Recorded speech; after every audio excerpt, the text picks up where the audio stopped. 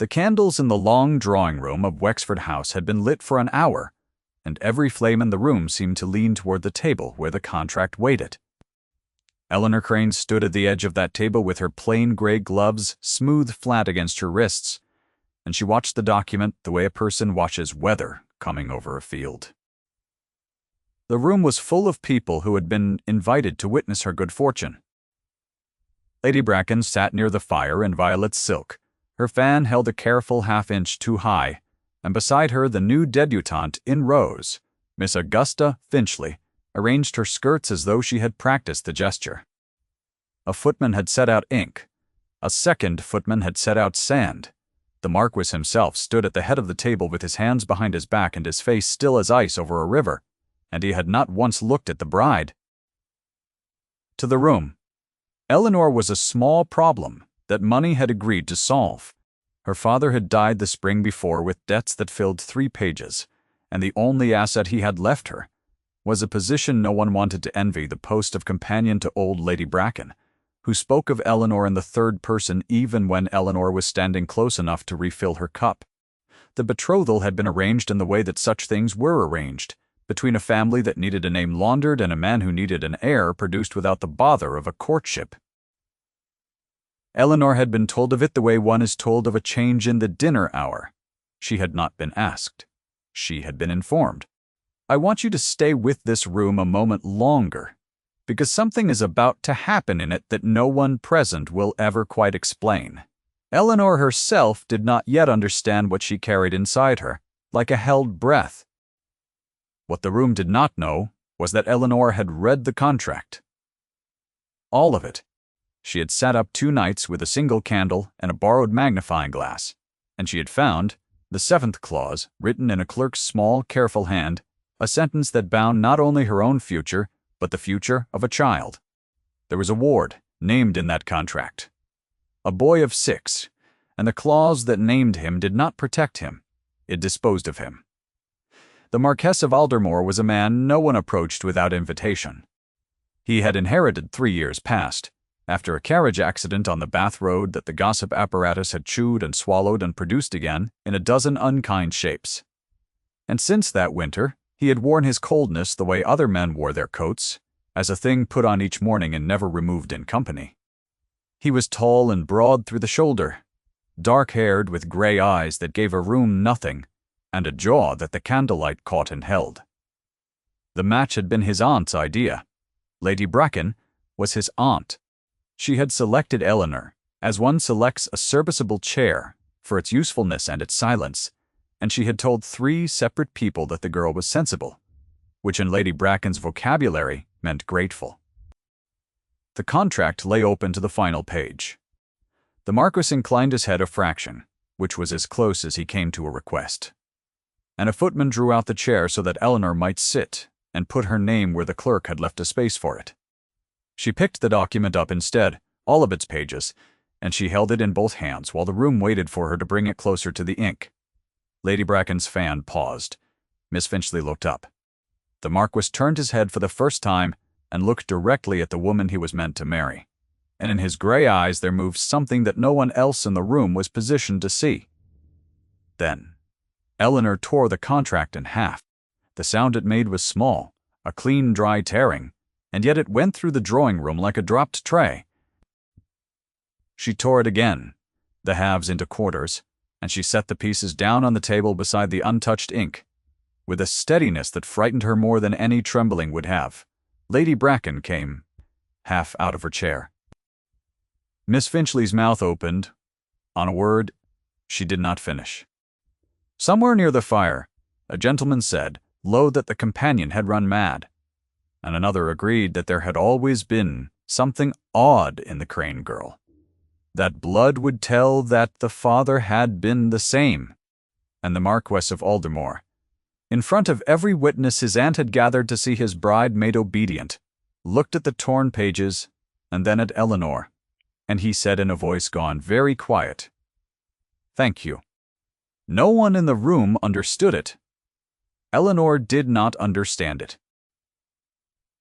She had come to that table prepared for fury, for ruin, for the cut direct and the long carriage ride to nowhere that a penniless woman earned by humiliating a marquess in his own drawing room. She had not come prepared to be thanked.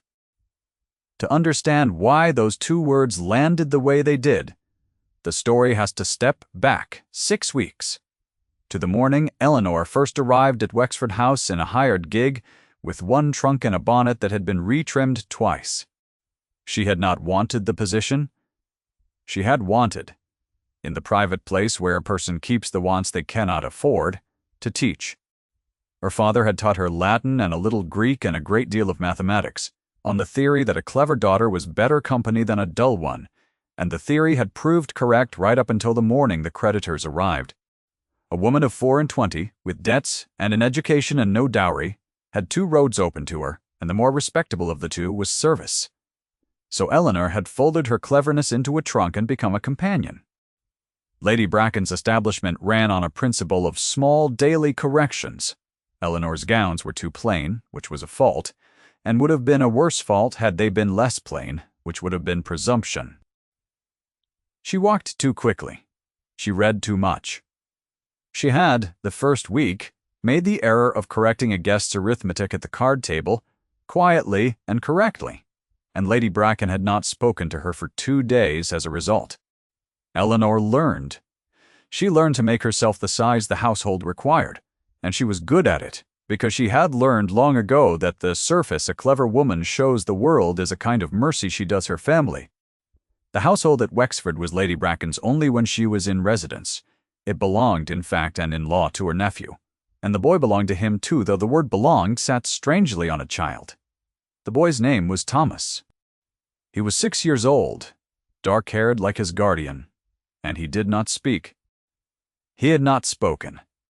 The housekeeper told Eleanor in a low voice on the second day since the accident on the Bath Road that had taken his mother and very nearly taken him. He had been in the carriage. The Marquess had not. The Marquess had been 3 counties away on business. He had judged more pressing than escorting his late brother's widow and her son to the spa town, and the business had been concluded successfully, and the carriage had gone off the road at the river bridge in the rain, and the woman had died, and the boy had lived and had stopped speaking. And the Marquess had come home and put his brother's portrait to the wall and had not been warm to anyone since. This was the shape of the house Eleanor walked into. A cold man, a silent child, an aunt who governed the surfaces, and somewhere underneath it all a grief that no one named, because naming it was not done. Eleanor met the boy on her 4th day. She had been sent to the East Gallery to fetch a book of Lady Bracken's, and she found instead a small dark-haired child sitting alone on the floor beneath the tall windows, turning the pages of an atlas too large for his lap. He did not look up. Eleanor knew at once who he was, and she knew the rule, which was that the boy was the nursery's affair, and a companion's notice of him was not wanted. She knew the rule, and she sat down on the floor beside him anyway, in her plain gray gown, and she looked at the page he had open, which showed the coast of Portugal, and she said nothing at all.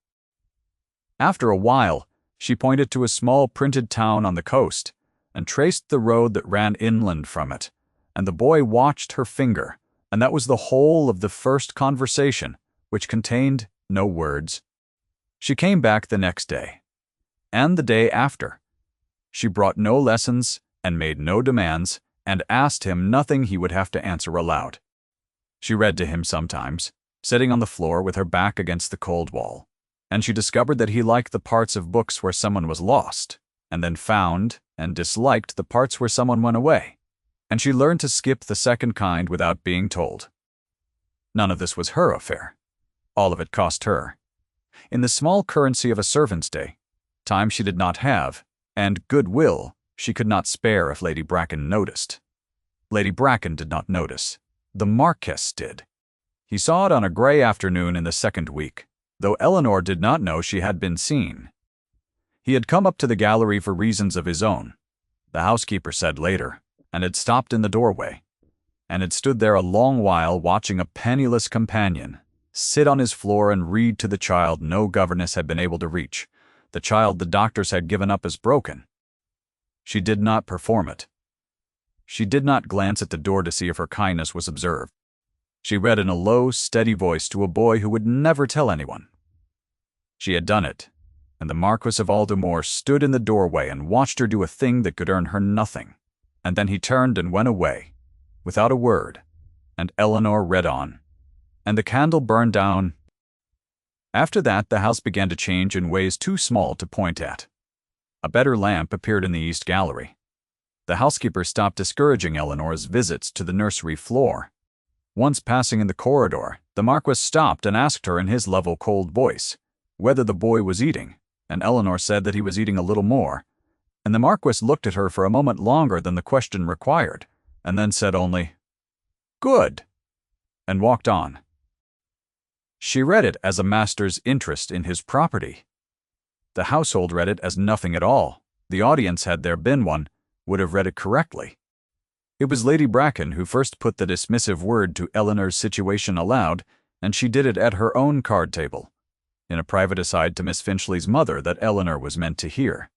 The companion, Lady Bracken said, was a charity the family could not really afford, kept on out of softness, a plain provincial nobody, with a head full of books and no notion of her place. The words were spoken lightly, the way one remarks on the weather, and the other lady laughed, and Eleanor stood by the sideboard with the wine she had been sent to fetch, and felt the heat climb her throat even as she kept her hand on the bottle perfectly still. Her face betrayed her, where her hand did not. She had trained the hand for years. The face was newer to the work. The proposal, when it came, was not a proposal. Lady Bracken summoned Eleanor to the morning room, and informed her that an arrangement had been reached that would settle the Crane debts and provide the family at Wexford with a mistress who knew how to be useful and how to be quiet. The Marquis required an heir and did not require a love match. Eleanor required not to starve. It was, Lady Bracken said, a sensible meeting of two needs, and she trusted Eleanor would have the wit to be grateful. Eleanor, who had wit enough to count the cost of refusing, said that she would consider the honor. She went up to her room and sat on the narrow bed and did not weep, because weeping was a luxury, and she had learned to do without luxuries.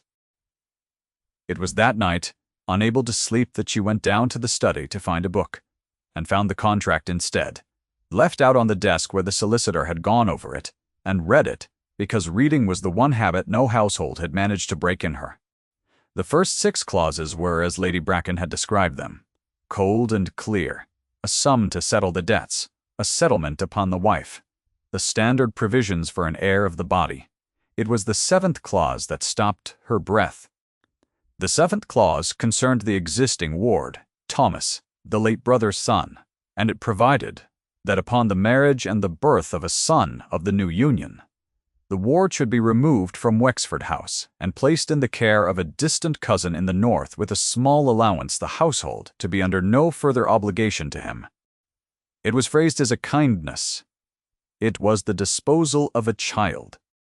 And Eleanor understood, sitting in the cold study with the single candle, that she was being asked to sign a paper that would send the silent boy in the East Gallery away to strangers the moment she had given the house a child it preferred. She read it 3 times, to be certain she had not mistaken it. She had not. She folded the page over at the 7th clause, and she sat very still for a long while. And somewhere in that stillness, she stopped being afraid of poverty, and started being afraid of something worse, which was the woman she would have to become to sign her name beneath that clause. She did not know. That night, whose hand had written the 7th clause? She assumed it was the Marquis. Who else disposed of children in a great house but the man who owned it? She carried that assumption like a stone for the next 2 weeks, and it changed how she saw every cold thing he did, and it made his rare kindnesses worse, because a man who could ask after the boy's eating in one breath and sign him away in the next was not cold. He was cruel.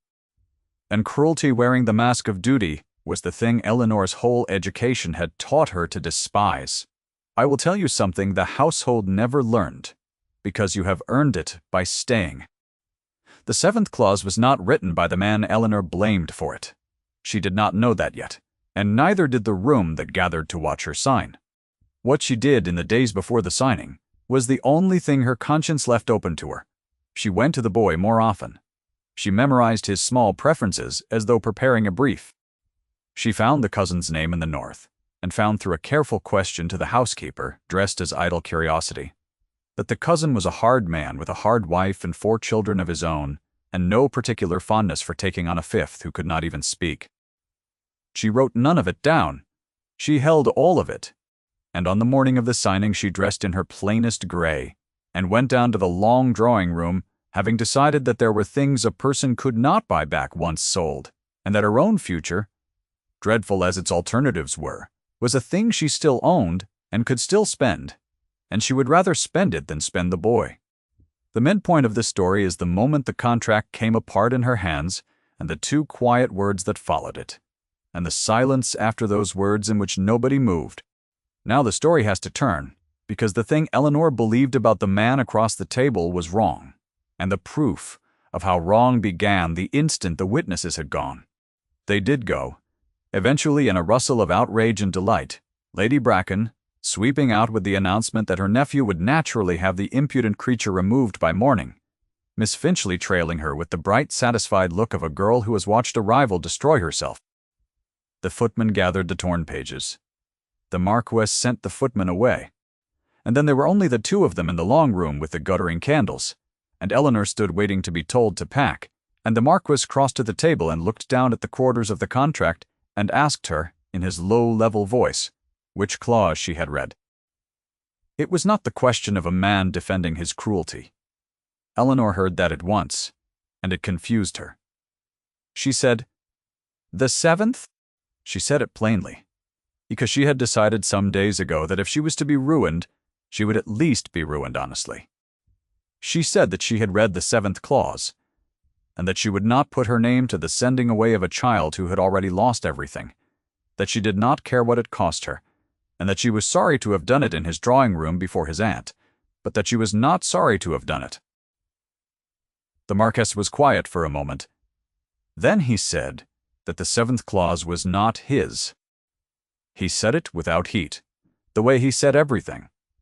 But Eleanor saw his hand move to the breast of his coat, where she had seen it move before, and thought nothing of it, and rest there a moment over something kept in the inner pocket. He told her in short, level sentences with long silences between them that the contract had been drawn by his aunt's solicitor on his aunt's instruction, that he had read the early clauses and approved the settlement, and had not read to the 7th because his aunt had told him the remainder was standard, and that he had trusted her to be telling the truth, because it had not occurred to him that anyone would write what had in fact been written. His aunt, he said, had long believed that the boy was an inconvenience, and the title's true heir should be a son of the Marquess's own getting. He had not known she meant to put it on paper. He had not known until a woman in a gray gown tore the paper in half and told him why. Eleanor said that she had thought it was his hand. The Marquess looked at her, and something in his still face moved, and he said that he understood why she had thought so, and that he had given her and everyone else 3 years of reasons to think the worst of him, and that this was the first time in those 3 years that anyone had cared more for the boy than for what crossing the Marquess of Aldermore might cost them.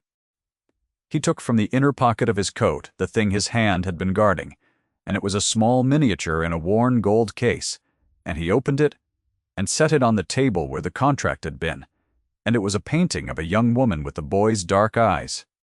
"My brother's wife," he said. "She asked me to see them safe to Bath. I had business.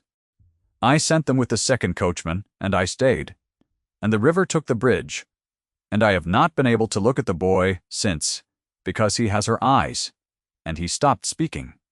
"The day I failed to be in that carriage." He closed the case.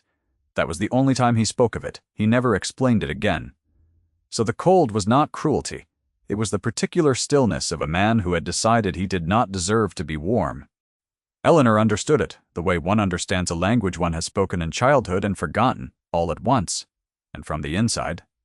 And she understood, too, that the 7th clause had not been the Marquess disposing of an inconvenience, but Lady Bracken disposing of the one living reminder that her nephew had failed the people he loved, and that the boy's exile would have suited the aunt's vision of the family precisely. A clean line.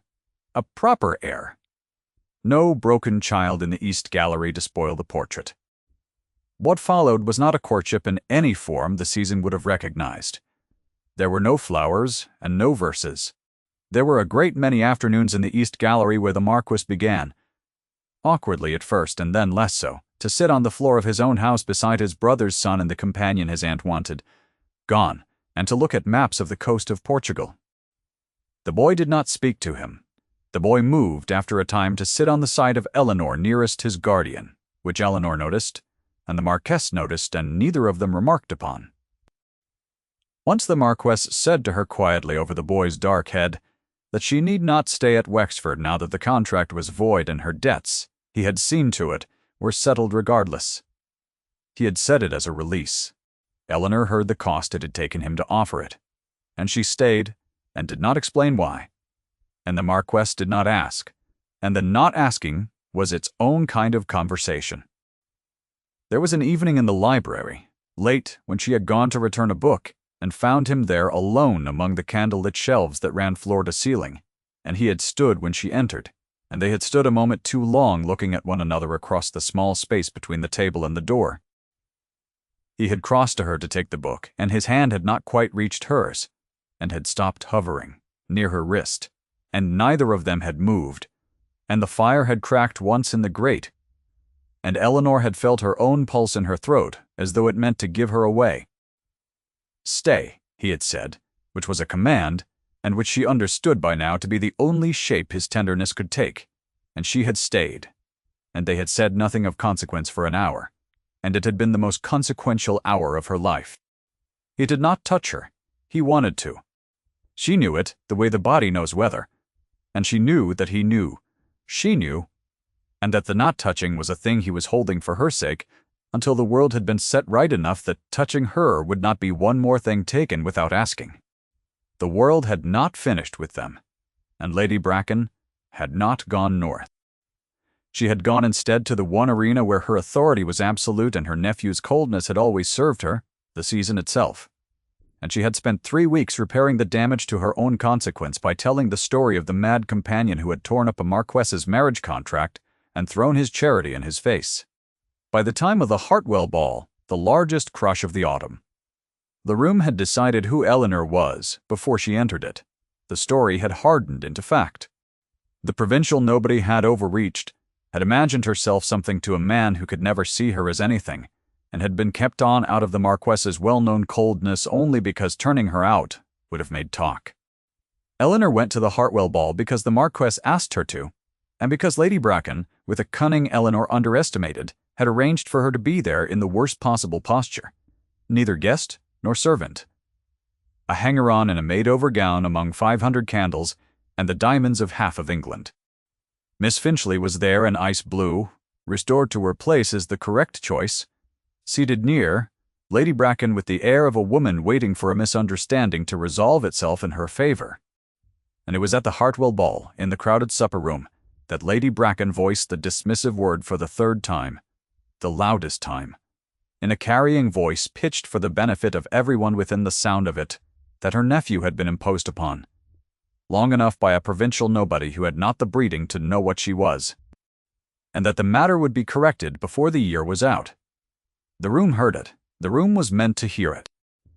And Eleanor, standing among them in her made-over gown with her chin level and her gloved hands quiet at her sides, understood that this was the door closing, that a woman so named in such a room before such witnesses did not recover her footing. That whatever the Marquess felt in the privacy of the East Gallery, he could not unsay this in public without a cost no sensible man would pay. She had made her peace with that. She had decided, on the floor of the gallery weeks before, that the boy was worth her future, and she did not now revise the figure. She only wished with a small private ache she permitted herself and no one else, that she could have heard her own name said once in his voice the way he said the boy's. The dark moment held for the length of a breath the whole supper-room seemed to take together. Then the Marquess of Aldermore set down his glass. He had been across the room. He crossed it. He did not hurry, which was somehow worse for Lady Bracken than hurry would have been. The slow, level progress of a tall, dark-haired man in a navy coat through a crowd that parted for him without being asked, and the room went quiet, in widening rings, the way water goes quiet after the stone has gone under. He came to where Eleanor stood, and he stopped beside her, not in front of her as a shield, but beside her as a man takes his place, and he looked at his aunt across the suddenly silent room, and then he looked at Eleanor, and he said the only words the situation required. "Eleanor Crane is to be my wife." He said it once. He did not raise his voice. In the silence the description had built, the 5 words went to every corner of the supper room, and they were not a declaration of feeling which would have been deniable, but a declaration of fact, which was not. He had claimed her by name. He had used her given name in front of 500 people before he had ever used it to her face. And Eleanor felt it land in her chest like the first warm thing in a cold year. Lady Bracken's fan stopped. The hand that had held it at its careful, measured height for 40 years came down, and her mouth opened, and what came out was not a sentence, but the broken beginning of 3 sentences, none of them finished, the polished hierarchy protective speech of a lifetime fragmenting in the one room where it had always worked. Miss Finchley looked from the Marquess to Eleanor, and then down at her own ice-blue lap, and a flush climbed her throat, and she understood, as the room understood, that she had been waiting for a misunderstanding that was not one. It was an elderly woman near the door who spoke first into the silence. The Dowager Countess of Hartwell herself, the hostess, a woman whose consequence outranked Lady Bracken's by a wide and well-known margin. She said, in a dry, clear voice that, carried as well as the Marquess's had, that she had always thought Aldermoor a man of sense, and that it was pleasant to be confirmed in an old opinion. Mass. It was the smallest thing, one old woman's approval, and it was the hinge on which the whole room turned, because the season's verdict was never one voice but the sum of many. And when the woman whose ballroom they stood in declared herself satisfied, the room rearranged itself around her satisfaction in the space of a held breath. The crowd that had decided who Eleanor was before she entered, now decided with the same ease that they had known her quality all along. The Marquess offered Eleanor his arm. She took it. Across the room, Lady Bracken sat down rather suddenly in a chair a footman had not quite finished placing, and she did not sweep out, because there was nowhere left to sweep to. The story she had spent 3 weeks building, having collapsed in the time it took a man to cross a room and say 5 words. She was not destroyed. She was displaced, which in her own vocabulary was the worse fate, and she sat in the borrowed chair and watched her nephew lead the provincial nobody in to supper, and somewhere behind her diamonds a calculation she had run her whole life arrived for the first time at an answer she did not like. The solicitor came to Wexford 3 days later, a different solicitor, the Marquess's own, a spare grey man who had been glimpsed once at the edge of the earlier scene and was now seen plainly. He brought the settlement redrawn, and Eleanor read it. All of it, every clause. Because the Marquess said it before her and said only, "Read it," and waited while she did. The 7th clause now provided that the ward Thomas should remain at Wexford House as a son of the family in all but the strict legal sense, his education and his future the joint care of the Marquess and his wife, with provisions that bound the household to him whether or not any other child was ever born. Eleanor read the 7th clause twice, the way she had read the old one, and when she looked up her eyes were not quite dry, and the Marquess looked at her face doing the thing her hand had been trained out of, and he did not look away from it. She signed her name in the space the clerk had left. They were married quietly, before Christmas, in the small church on the Wexford grounds rather than in the great fashionable church the season would have expected, with the housekeeper and the spare grey solicitor and a handful of the household for witnesses, and the boy beside Eleanor in a new coat, holding, because he had asked for it without words by tugging her sleeve and pointing, the worn gold miniature of his mother, which the Marquess had taken down from the place it had hidden and given to his son to keep. The coda of every life like this one is quieter than the storm that earned it, and so was theirs. It was the following spring, a soft gray afternoon with the first real warmth in it, and Eleanor sat on the floor of the East Gallery in a gown that was no longer gray, with the tall windows letting in the dimensional English light, and the atlas open on the boy's lap to the coast of Portugal where it had been open the first day. The Marquess sat against the wall a little distance off, watching, in his shirt sleeves with his cravat loosened, a thing the season would not have believed of him. The boy traced the road inland from the small printed town, the way Eleanor had traced it for him a year before, and then he set his small finger on the name of the town, and he said it aloud. It was one word. It was a place on a map. And yet it was the first word the boy had spoken in 3 years, and it dropped into the warm, gray afternoon like a stone into still water, and Eleanor went very still. And across the gallery, the Marquess of Aldermore put one hand over his mouth and looked at his brother's son saying the name of a town and his shoulders, which the whole season had never once seen, bent. Eleanor did not move toward the boy or make anything of it, because she had learned long ago what a moment can bear and what it cannot, and she only repeated the name back to him gently, as one repeats a thing to a person, to let them know they have been heard. And the boy looked pleased in his quiet way, and turned the page to find another town. Later, when the boy had been carried off to his supper, still murmuring the names of coastal places to himself, Eleanor and the Marquess stood together at the tall gallery window and watched the light go long and gold over the Wexford grounds, the gray stone of the old house catching the last of it. And he stood close behind her with his hand resting at last lightly at her waist, and neither of them spoke, because there was nothing left to set right, and a great deal left simply to be. The miniature sat on the gallery table where the boy had left it, the young woman with the dark eyes looking out of the small worn case at the room that had finally made a place for what she had left behind. The fire had been lit against the evening. Somewhere below, a door opened and closed on the ordinary business of a house that had become a home, and Eleanor, who had come to Wexford with one trunk and a retrimmed bonnet, and the conviction that her worth was a thing the world had finished deciding, stood in the gold light with her husband's hand at her waist and the boy's first words still warm in the room, and understood that the world had only begun. Thank you for staying with Eleanor to the end of her long gray winter, and into the spring on the other side of it. If her story warmed you, tell me in a comment which moment you will carry, and I will see you in the next quiet house, with a fire already lit.